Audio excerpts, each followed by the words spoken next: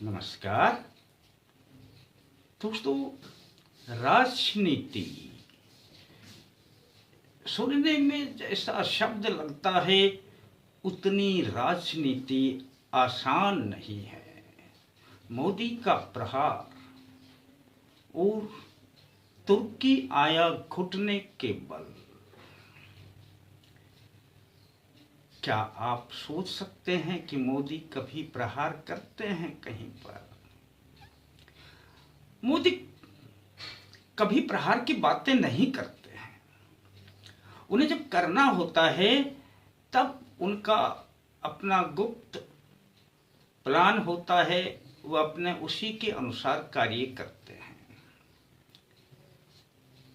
हमेशा से तुर्की पाकिस्तान का साथ देता रहा।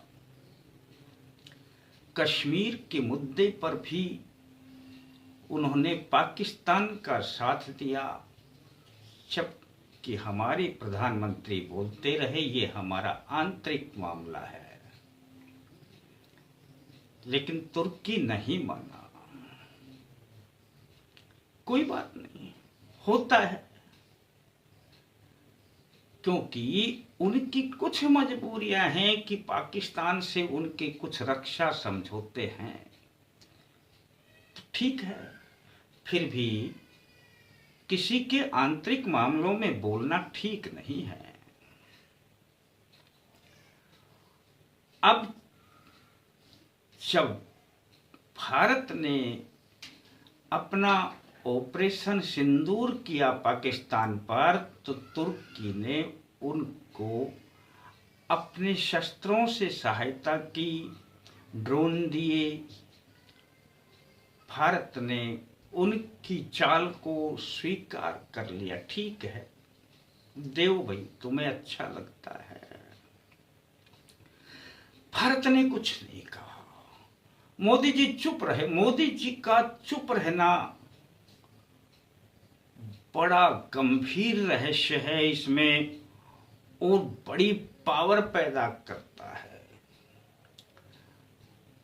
मोदी जी का जो एनर्जी पावर है वो उनके चुप रहने में है। जब तुर्की ने ऐसा किया तो भारत ने ग्रीस, साइप्रस, आर्मेनिया तीनों से संपर्क बढ़ाया और रक्षा सौदा करने की पहल की। ग्रीस ने स्वीकार किया। हमारे शस्त्र ब्रह्मोस तक लेने का उन्होंने वादा किया। अब ये जो तीनों देश हैं, ग्रीस, साइप्रस, आर्मेनिया, ये तुर्की इनको अपना दुश्मन मानता है, उनका सीमा विवाद है। अब जब तुर्की को पता चला तो उसके होश उड़ गए। भारत के शस्त्रों का मुकाबला, और भारत ने मेरे उन पड़ोसी देशों को जिनसे हमारा विवाद है उनको शस्त्र दिए। उन्हें याद आया कि मैंने भी तो पाकिस्तान को शस्त्र दिए थे, पर वे कर ही क्या सकते थे। उन्हें पहला इतना बड़ा झटका लगा कि वह किसी से कहने लायक भी ना रहा। बात यहीं पर खत्म नहीं हुई। मोदी जब ठान लेते हैं तो वे बहुत बड़ा सोचते हैं। भारत ने यूरोप के साथ मुक्त व्यापार समझौता करने के लिए अपनी योजना तैयार कर दी। यूरोप की जितनी कंट्री हैं, देश हैं, भारत से समझौता करें, सामान लेंगे, वहां से सामान आएगा जाएगा, उस पर ना के बराबर टैक्स होगा, टैरिफ होगा, उसमें कोई किसी प्रकार का भी लगभग शून्य के बराबर रहेगा।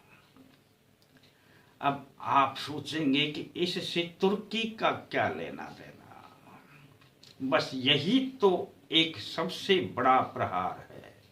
मोदी जी का इतना बड़ा प्रहार जिसे कोई समझ नहीं पाएगा। ये समझौता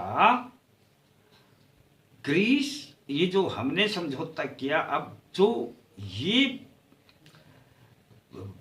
व्यापार का जो समझौता हमने यूरोप के साथ किया, इससे पहले तुर्की का समझौता व्यापार का इसी प्रकार से यूरोप के साथ चल रहा है।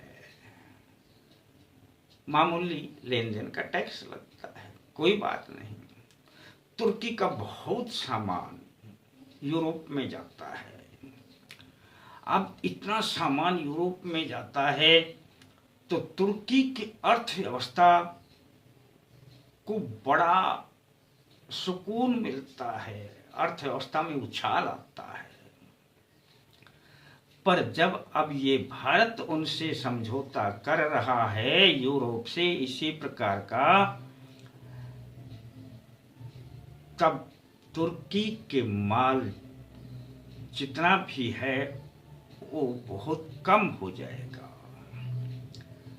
दूसरी बात, कम से भी फर्क नहीं पड़ता। कुछ माल ऐसे हुआ करते हैं जो वही देश सप्लाई करते हैं।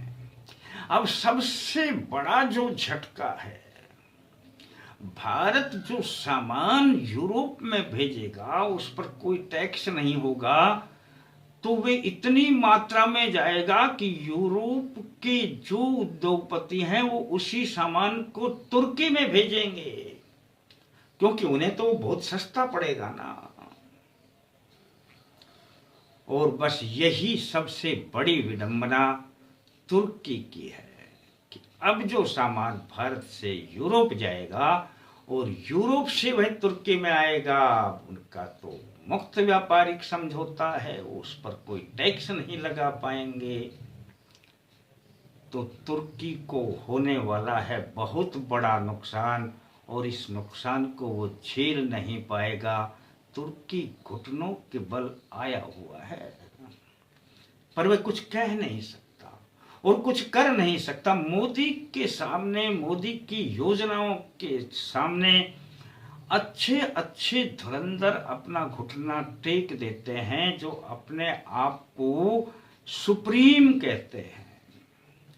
फिर छोटे छोटे देशों की तो बिसात ही क्या है। मोदी का चुप रहना ही उनका एक सबसे बड़ा शस्त्र है।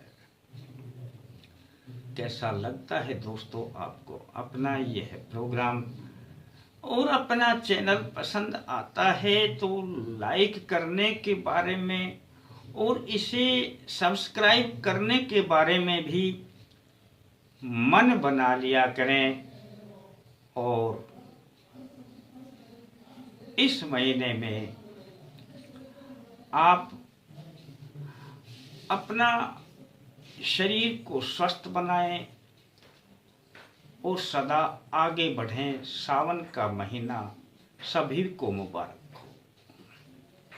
फिर मिलते हैं दोस्तों अगले अंक में, तब तक के लिए जय माता दी।